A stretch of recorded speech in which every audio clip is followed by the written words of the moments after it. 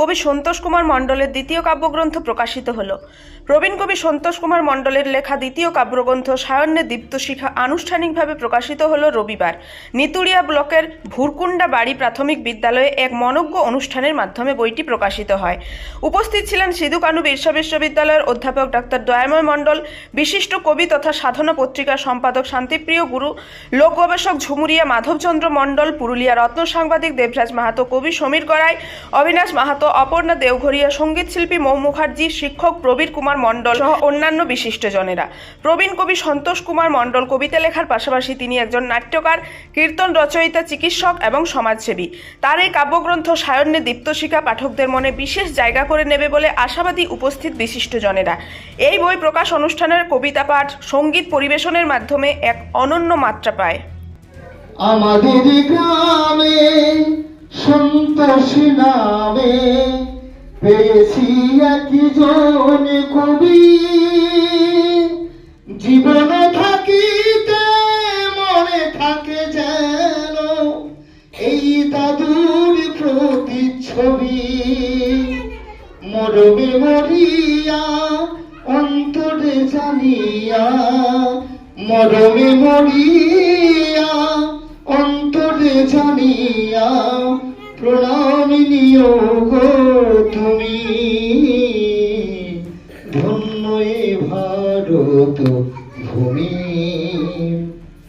আপনাদের এই গৌরবময় উপস্থিতিতে আমি ধন্য।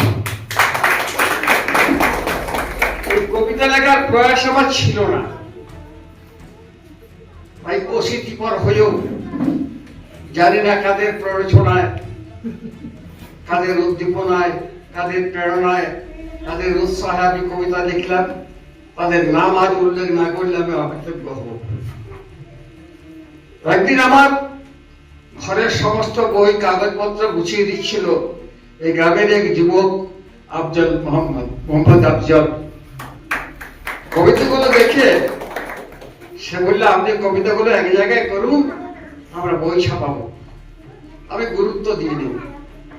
দীর্ঘদিন অতিক্রম হওয়ার পর একদিন এই বিদ্যালয়ে এই কচি কাচাদের পিকনিক উৎসবে আমন্ত্রিত হয়েছিলাম।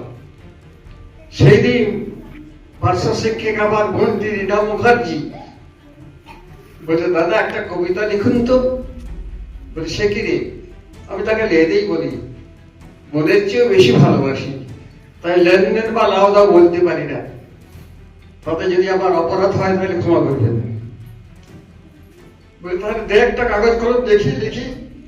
কচি কাচাদের পিকনিক খেলা চলছে মাঠে, আর তাদেরকে দিকে রেখে একটা কবিতা লিখলাম। পরের বার আর একটা লিখলাম, আবার মাস্টার মশাইকে দেখালাম। উনি সেই কবিতাটি কি করলেন, ওই যে আপনাদের সেলেট ফোন আছে না, সেলেট ফোনে ঘষে ঘষে কোথায় যেন পাঠিয়ে দিল। তারপর হঠাৎ দেখছি একদিন পত্রিকাতে বেরিয়েছে ছবি সহ। অশান্ত মনে একটু শান্তি পেলাম। দাঁড়ির পাতায় দেখলাম শান্তি। তারপরে দেখলাম দিদি এই কবিতাটি প্রকাশ করেছেন।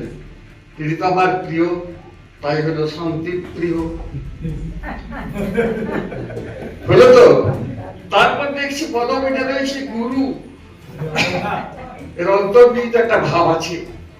গু শব্দে অন্ধকার, রু শব্দে আলো। যিনি অন্ধকার থেকে আলোর পথে নিয়ে আসেন তিনি হচ্ছেন গুরু। সেটিও লিখলে আমি শান্তি প্রিয় গুরু। দেখছি সাধনা পত্রিকায় তিনি আমার কাছে হাজির হয়েছেন। আমি তার কাছে ধন্য। আমি আশা করব আমাদের এই প্রত্যন্ত গ্রাম বাংলায় যে প্রতিভা লুকিয়ে আছে, যেগুলো প্রকাশিত হতে পারছে না, তিনি যেন সেগুলো তাদের আধার ঘর থেকে তুলে এনে জোরালোকে প্রতিভাতা করেন, এইটুকু কামনা করি। দাদুর খেলা সাথী, ছোট্টবেলায় পিঠে চড়ে খেলতাম গোড়া হাতি, জড়িয়ে ধরে আদর করে করতাম কত বাইনা, দাদু আমায় আদর করে ডাকতো ছোট ময়না। দাদুর আমায় বাড়ি থাকে না, কষ্ট হয় মনে, মাঝে মাঝে কথা হয় ছোট্ট মতো করে। দাদু এবার বাড়ি এসো, আবার করবো বাইনা, আবার তুমি আমায় ডাকবে, আইলে ছোট্ট ময়না। নমস্কার।